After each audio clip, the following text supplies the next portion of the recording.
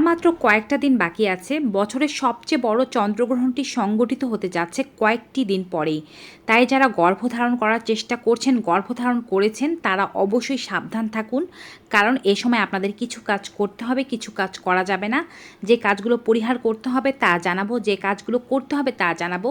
গ্রহণের সূতককাল বৈধ হবে কিনা, ভারত ও বাংলাদেশ থেকে কখন দেখা যাবে গ্রহণ আপনাদের জন্য বৈধ কিনা, গ্রহণের সঠিক সময়সূচি কি, সব কিছু জানতে সম্পূর্ণ ভিডিওটি দেখুন।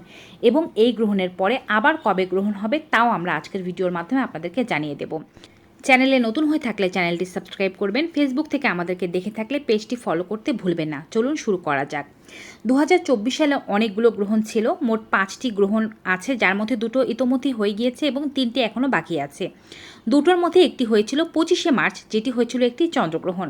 এরপরে আরও একটি গ্রহণ হয়েছে, যেটি হচ্ছে 8 এপ্রিল, সেটি ছিল একটি সূর্যগ্রহণ। এবার সংগঠিত হতে যাচ্ছে বছরের দ্বিতীয় চন্দ্রগ্রহণ, যেটি হবে 17 এবং 18 সেপ্টেম্বর। এরপরে আবার একটি সূর্যগ্রহণ হবে, যেটি হবে 2 অক্টোবর, এবং সর্বশেষ একটি চন্দ্রগ্রহণ আছে, যেটি হবে 17 অক্টোবর। সেটি একটি উপচ্ছায়া চন্দ্রগ্রহণ। এটি পৃথিবীর কোনো জায়গা থেকেই দেখা যাবে না। তো 2 অক্টোবর এবং 17 অক্টোবরের যে চন্দ্র ও সূর্যগ্রহণটি আছে তার সম্পর্কে আমরা পরবর্তী কোনো ভিডিওতে আলোচনা করব, এবং এর সঠিক সময়সূচি, বৈধতা মানতে হবে নাকি হবে না, মানলেও কোন কাজগুলো করা যাবে যাবে না, আমরা তখন জানিয়ে দেব। আজকে আমরা 17 ও 18 সেপ্টেম্বরে যে গ্রহণটি হবে তার সম্পর্কে আপনাদেরকে জানাচ্ছি। এই গ্রহণটি একটি আংশিক চন্দ্রগ্রহণ, এবং এই অবস্থায় দেখা যাবে যে চন্দ্র অর্ধেক গ্রাসিত হয়েছে, পরিপূর্ণ গ্রাসিত হয়নি। 17 ও 18 সেপ্টেম্বরের এই চন্দ্রগ্রহণটি দেখা যাবে ইউরোপ থেকে, আফ্রিকা থেকে, উত্তর আমেরিকা, দক্ষিণ আমেরিকা, এশিয়ার কিছু অংশ, প্রশান্ত মহাসাগর, আটলান্টিক, ভারত মহাসাগর, আর্কটিকা এবং অ্যান্টার্কটিকা থেকে। এই গ্রহণটি ভারত ও বাংলাদেশে দৃশ্যমান নয়, কারণ ভারত ও বাংলাদেশে তখন দিন থাকবে, আর দিনের বেলা যেহেতু আমরা চন্দ্র দেখতে পাই না, তাই গ্রহণটিও আমরা দেখতে পাবো না। কিন্তু যে সমস্ত দেশে তখন রাত রয়েছে সেই সমস্ত দেশ থেকে এই গ্রহণটি আংশিক রূপে দেখা যাবে। এবারে আপনাদেরকে বলছি এর সূতককাল বৈধ হবে কিনা। যে সমস্ত গ্রহণ চোখে দেখা যায় না, সাধারণত তার সূতককাল বৈধ হয় না, তাই এই গ্রহণের সূতককাল বৈধ হবে না। আপনারা চাইলে মানতে পারেন, নাও মানতে পারেন, তারপরেও আমরা গ্রহণের 100% সঠিক সময়সূচি জানিয়ে দিচ্ছি, এবং গ্রহণের সময় কি করবেন কি করবেন না তাও আপনাদেরকে জানিয়ে দিচ্ছি। গ্রহণটি শুরু হবে ভারতীয় সময় অনুযায়ী 18 সেপ্টেম্বর সকাল 6টা বেজে 11 মিনিটে। সকাল 6টা বেজে 11 মিনিটে এর উপচ্ছায়া প্রবেশ করবে। গ্রহণ শুরু হতে থাকবে 7টা বেজে 42 মিনিটে। গ্রহণ সর্বোচ্চ অবস্থায় থাকবে বা সর্বোচ্চ গ্রাসিত অবস্থায় থাকবে 8টা বেজে 14 মিনিটে। গ্রহণ শেষ হয়ে যাবে 8টা বেজে 45 মিনিটে, এবং উপচ্ছায়া শেষ হবে 10টা বেজে 17 মিনিটে।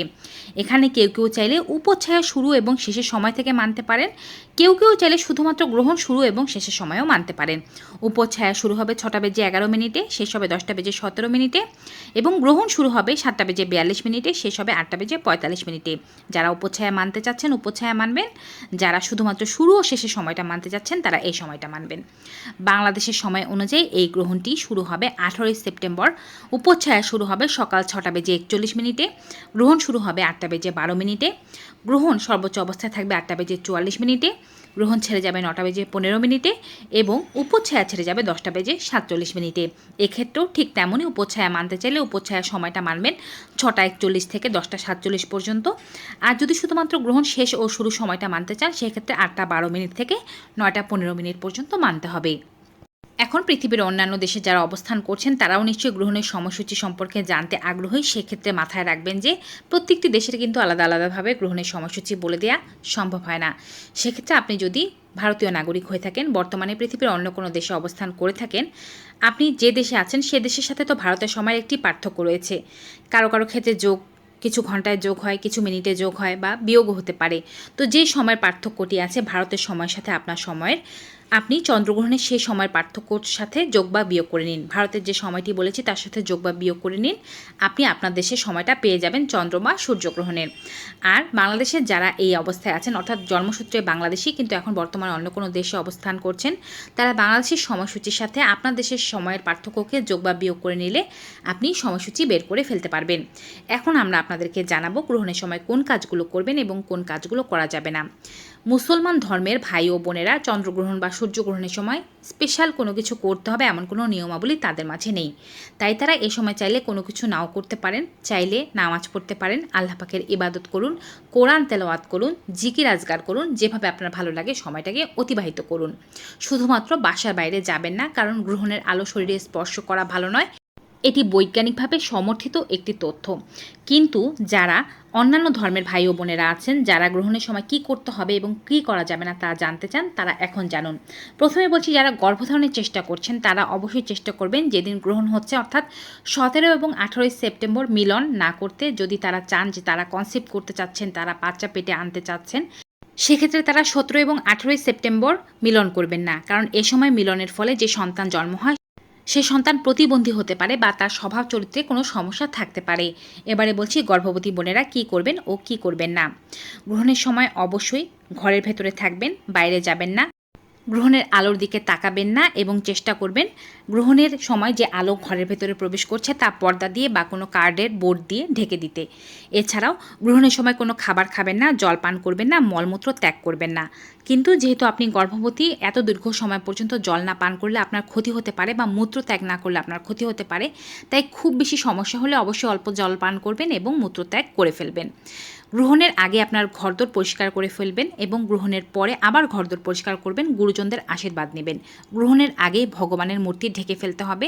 এ সময় পূজা অর্চনা থেকে শুরু করে কোনো পবিত্র কাজ করা যাবে না। মনে মনে সৃষ্টিকর্তার নাম জপ করতে পারেন। ঘরে যে সমস্ত জলের পাত্র এবং শুকনো খাবারের পাত্র আছে তার মধ্যে তুলসী পাতা দিয়ে রাখুন এবং রান্না করা খাবার গ্রহণের পর ফেলে দিতে হবে। যদি রান্না করা খাবার গ্রহণের আগেই খেয়ে ফেলতে পারেন তাই ভালো। গ্রহণের সময় রান্না করবেন না, কোনো কিছু কাটা ছেঁড়া, সেলাই বোনাই এই ধরনের কোনো কাজই আপনারা গ্রহণের সময় অন্ততপক্ষে করতে পারবেন না। এমনকি বেশি মোচড়ানো যাবে না, মোড়ানোও যাবে না, এতেও সন্তানের ক্ষতি হতে পারে। কোনো প্যাকেট ছেঁড়া থেকে শুরু করে কোনো কিছুই এমন কাজ করবেন না যা আপনার সন্তানের জন্য ক্ষতিকারক হতে পারে। গ্রহণের সময় হয়তো আপনার খারাপ লাগতে পারে, যদি খুব বেশি খারাপ লাগে আপনি ফোনে ডক্টরের পরামর্শ নিন বা গ্রহণের পরেই দ্রুত ডক্টরের পরামর্শ নিন কেন আপনার খারাপ লাগছে তা জেনে নিতে পারেন।